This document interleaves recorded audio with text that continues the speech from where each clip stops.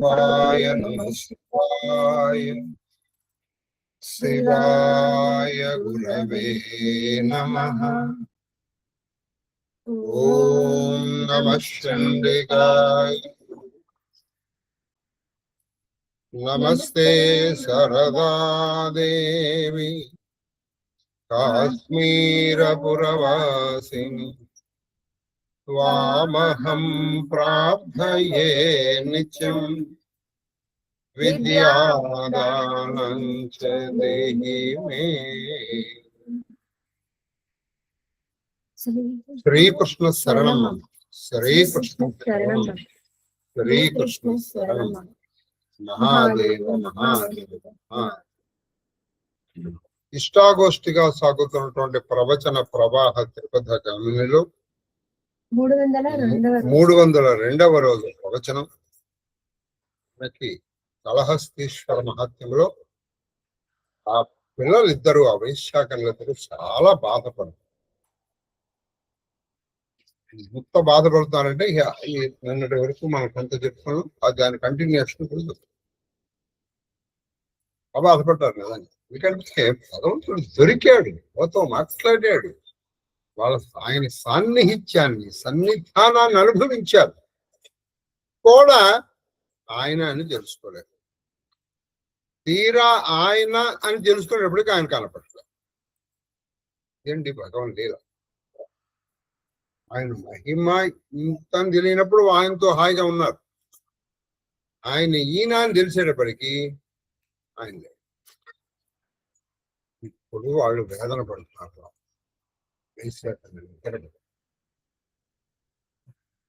ఎంత బాధపడుతున్నారంటే చెప్పండి.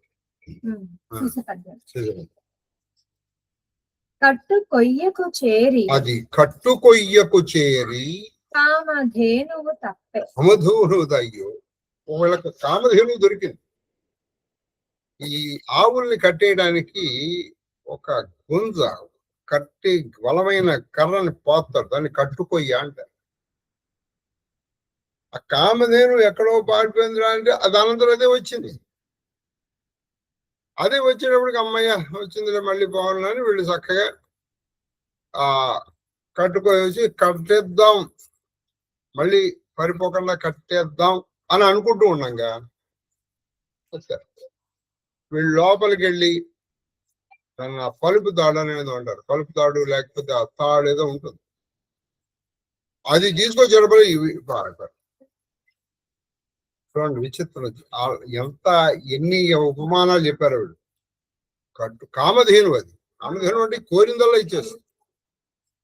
కట్టు కొయ్యకు వచ్చినటువంటి కామధేను పోయింది లాగా.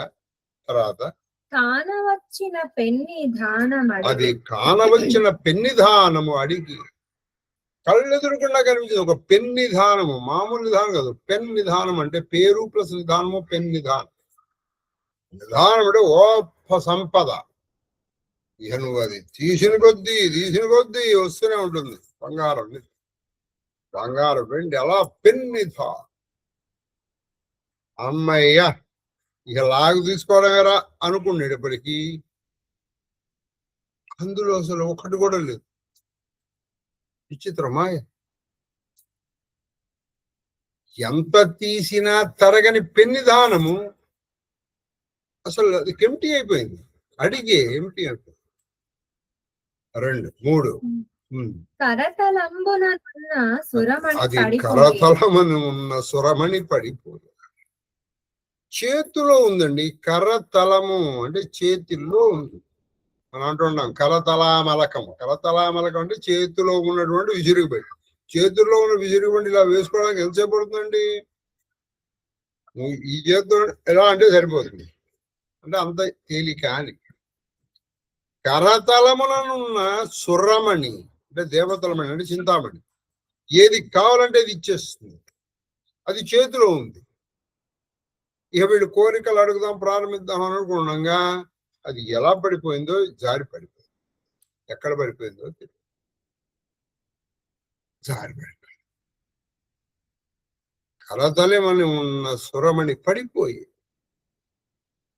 చూడండి. ఏదన్నా ఒక అపురూపమైనటువంటి ఇది అపురూపం కాదు, అపురూపాలకెల్లా అపురూపమైనది. అటువంటిది జారిపోతే ఎంత బాధపడాలి. పండిన తపము అది పండిన తపము నిష్ఫలత పొంది. ఇది చాలా ముఖ్యం. ఇక తపస్సు పండిపోతోంది, మధ్యలో ఏదో అడ్డు వచ్చింది, అది నిష్ఫలం అయిపోయింది. పండిన ఫలం తపము నిష్ఫలమయ్యే, తపస్సు పండిపోతుంది. అప్పుడు వస్తాయండి కొన్ని అడ్డంకులు. ఇది ఈ తపస్సు చేసిన వాళ్ళకి తెలుస్తుంది. ఏదో ఒక విధమైనటువంటి అలజడి వచ్చేస్తుంది. అది ఇంట్లోనూ ఒంట్లోనూ బయట వచ్చేస్తుంది. ఒక కామమును క్రోధమును కలిగించేస్తుంది. మీకు పెద్ద ఉదాహరణ చెప్పాలి. విశ్వామిత్రుడు అయిపోయింది, పండిపోతోంది, మేనకు వచ్చింది, నాశనం చేసేసి.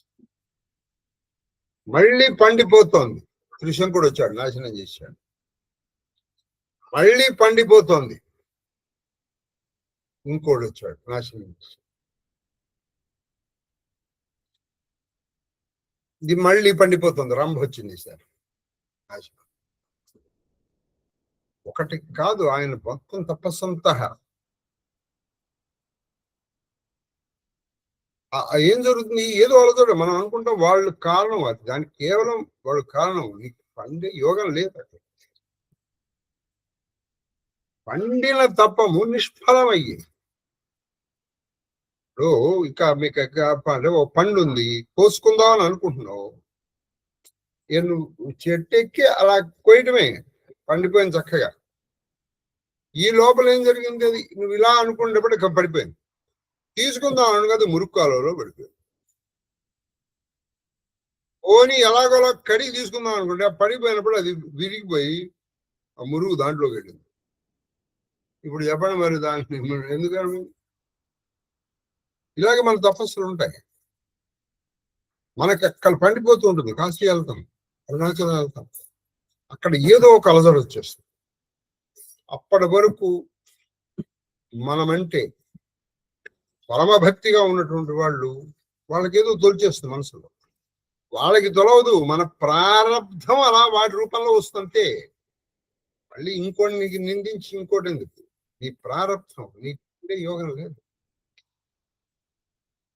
అలా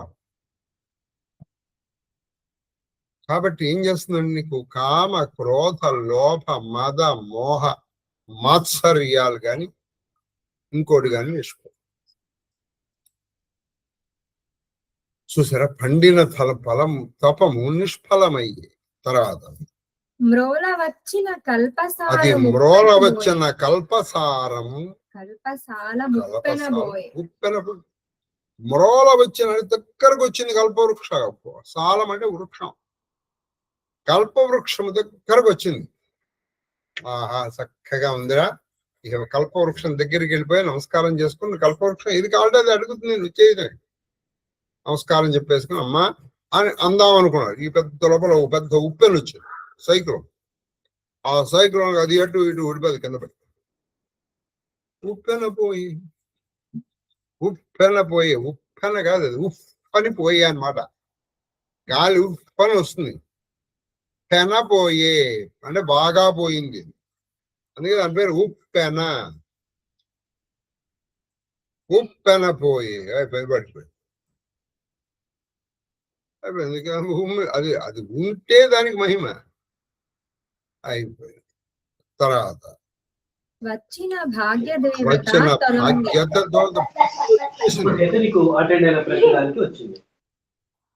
భాగ్యదేవత ఎవరు?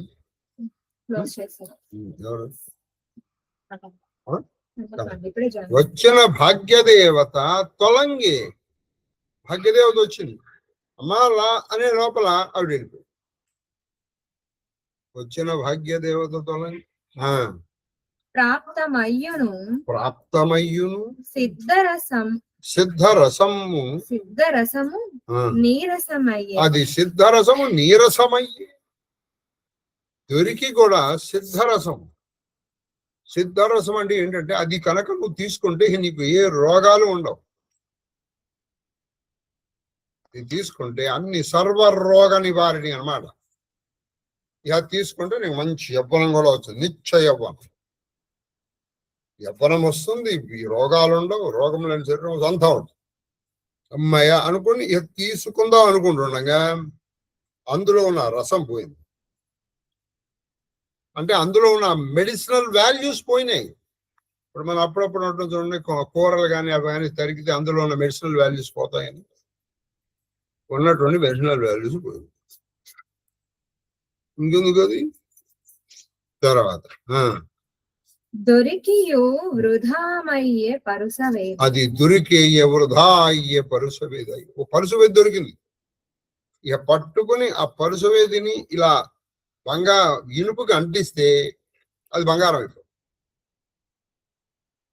అది ఏమైందో తెలియదు కానీ ఆ పరుసవేదికి ఉన్నటువంటి ఆ పవర్, ఆ పరుసవేదికి ఉన్నటువంటి ఆ మహిమ పోయింది,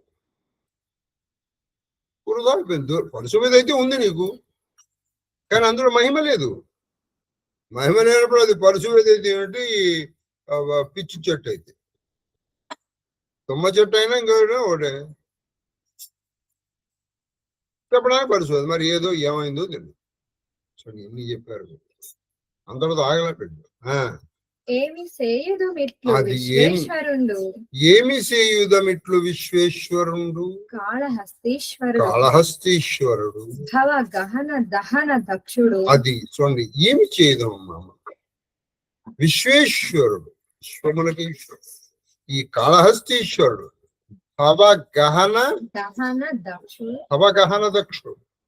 హవ అంటే చావు పుట్టుక, చావు పుట్టుక అన్నట్టు అసలే పెద్ద రోగం అది. అగహన అది అసలు చాలా పెద్ద ఇది, అంటే నిగూఢమైంది. దాన్ని పోగొట్టడానికి దక్షుడు, భవగహన దక్షుడు అంటే భవరోగ హరేశ్వరుడు, కళహస్తీశ్వరుడు, విశ్వేశ్వరుడు, అపవర్గ విభుడు అంటే మోక్షమునకు ఆయన ప్రభు.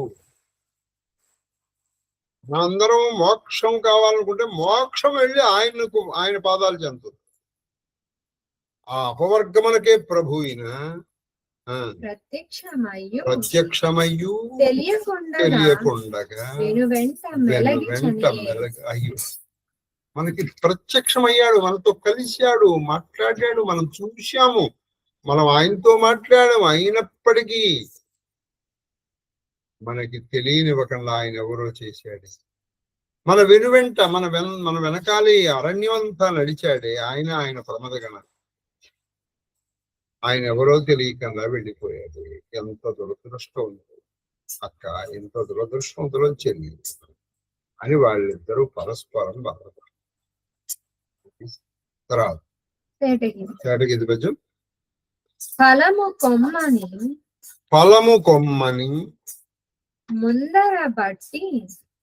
కొమ్మని ముందర బట్టి ఆశ గొలిపి శిశువులను చేరంగా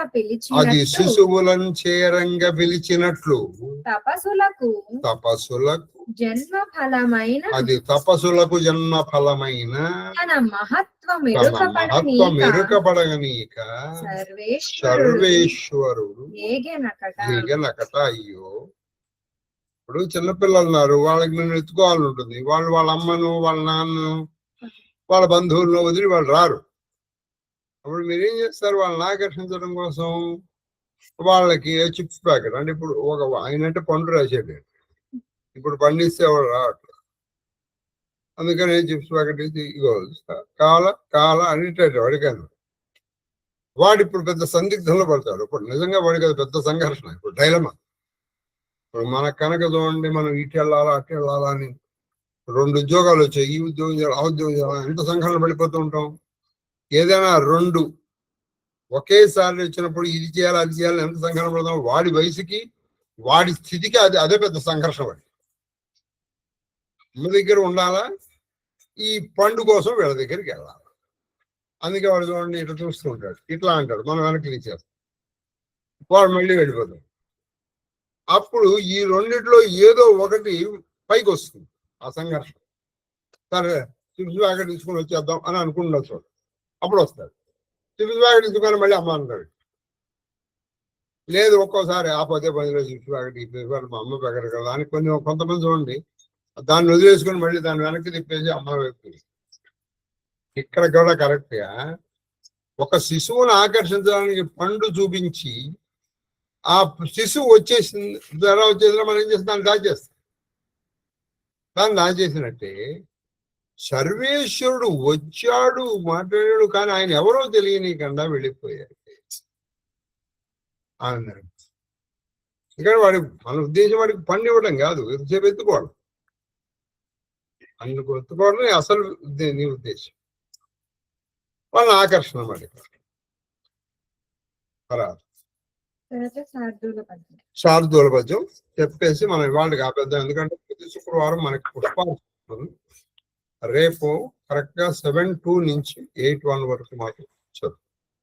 తర్వాత ఆది సోమవారాలు ప్రవచనం ఉండదు ఈ ఆదివారం. ఇక్కడ మా చదువురి కార్యార్థి దేశాంతరం అంటే గ్రామాంతరం వెళ్తాం, గ్రామాంతరం వెళ్తాం.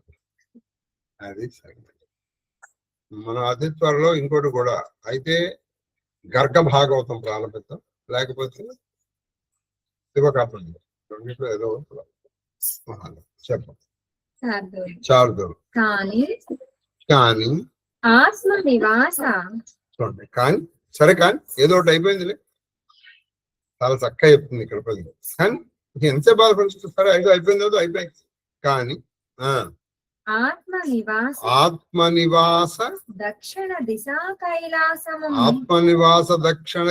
కైలాసము చూపన్ నేడు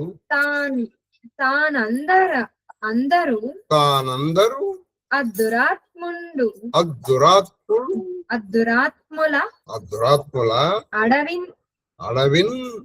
అడవిందాయగన్ సవాత్సల్య పూర్ణానుక్రోశ మనీష శంక అతడేల తేలిపో చూచు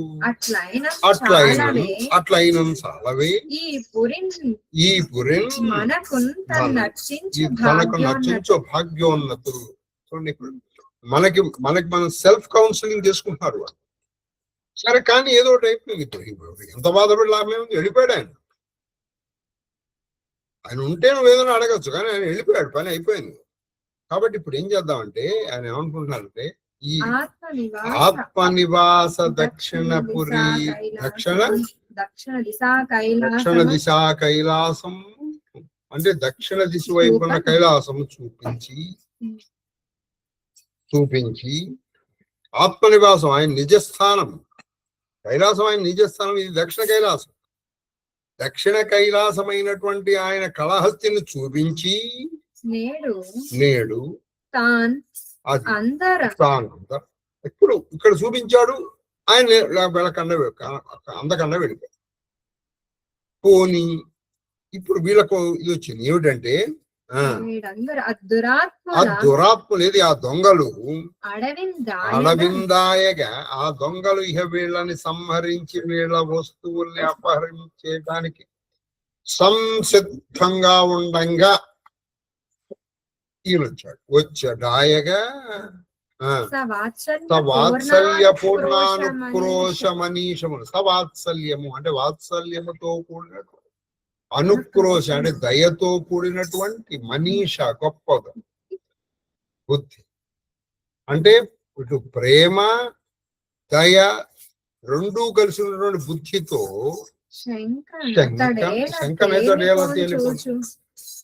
నిజంగా ఆయనకి మన మీద దయ లేదే అనుకోండి. దయ లేకపోతే మనం ఎందుకు రక్షిస్తాడు? అక్కడ ఉండగా ఆ అడవిలో ఆయన రక్షించకపోతే ఈ పాటికి వాళ్ళు సంహరించి ఈ డబ్బులు తీసుకుని వెళ్ళిపోయిండే వాళ్ళు. పోని వీళ్ళు వీళ్ళు ఇంకా మోక్షానికి అర్హులు కారు అని వాళ్ళు అనుకుందాం. ఏదో మోక్షానికి అర్హులు కారయ్యా అనే అనుమానం ఆయనకి ఉండి కేవలం వీళ్ళని రక్షించడం వరకే చూద్దామని రక్షించి వెళ్ళిపోయాడు అనుకుందాం. ఇప్పుడు ఇదండి రావాల్సిన పద్ధతి. ఎప్పుడు బాధపడుతూ కూర్చోవడం కాదు. సరే, వీళ్ళకి మోక్షం ఇచ్చే అర్హత వీళ్ళకి ఇంకా రాలేదు. ఇప్పుడు కేవలం వీళ్ళు ఈ దొంగల నుంచి రక్షిస్తే చాలు అని ఆయన అనుకున్నాడు అని అనుకుంటే, పోనీ హాయిగా కాళహస్తిలో ఆయన్ని అర్చించుకుందాం, అదే భాగ్యమే చాలు మనకి ఈ జన్మకి. మనం కాళహస్తిలో ఆయన అర్చించుకుందాం, అంతకంటే భాగ్యం ఉంది. అదోనా అట్లయిన పోనీ పోనీ చాలది ఈ జన్మకి ఈ భాగ్యం కాదు. ఈ పురిని మనకు ఈ పురిని తను అర్చించుకోవాలి. తన్ను అంటే ఆ శివుణ్ణి అర్చించే భాగ్యం, పరమ భాగ్యం చాలదా? చాలు. బతికున్నంత వరకు ఆ కాళహస్తీశ్వరుని ఇక్కడే కూర్చొని అర్చించుకుందాం. ఈ భాగ్యం చాలదు మనకి. ఇప్పుడు మీకు ఏదో గొప్పది రావాల్సి ఉంది, అది రాలేదు. దానికంటే కొంచెం పోలే, ఇదే దీంతో సంతృప్తి పడాలి. ఇలా ఏడుస్తూ కూర్చొని ఎంతసేపు ఏడుస్తావు? ఆయన రాడు కదా, దర్శించుకుందాం. ఇప్పుడు ఆయన అసలు మనని రక్షించాడంటే మనని కాపాడాలనే బుద్ధి ఉంది. ఏమో మనకి ఇంకా కైవల్యమునకు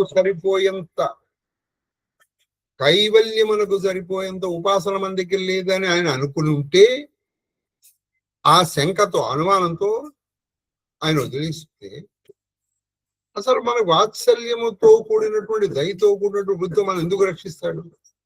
పోనీ రక్షించిన వాడు ఎందుకు వెళ్ళిపోతాడు?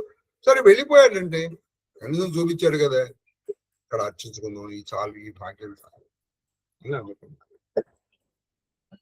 అదే ఇవాళ పుష్పార్చనని ప్రతి శుక్రవారం మనం 3 సార్లు లలితా సహస్రంతో అమ్మవారికి అభిషేకం చేసి, తర్వాత ఆవిడకి చీర మార్చి 3వసారి పుష్పార్చన చేస్తాం. ఇవంతా అవడానికి ఎక్కువసేపు పడుతుంది కాబట్టి నేను ఆన్ చేయట్లేదు.